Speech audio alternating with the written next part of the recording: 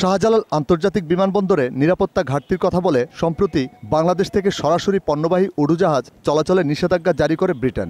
তবে এই নিষেধাজ্ঞা যৌক্তিক নয় উল্লেখ করে বেসামরিক বিমান পরিবহন ও পর্যটন মন্ত্রী বলেন, এ ব্যাপারে ব্রিটেনের দেয়া সব শর্ত পূরণ করা হবে। আমাদের সাথে আলোচনা করে ওই ন্যাশনাল সিকিউরিটি ভদ্রলোকের নাম ছিল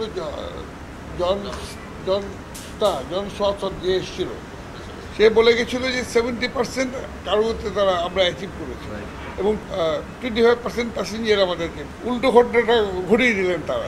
আমার তরফ থেকে 31শে মার্চের মধ্যে ডেলিভার করব।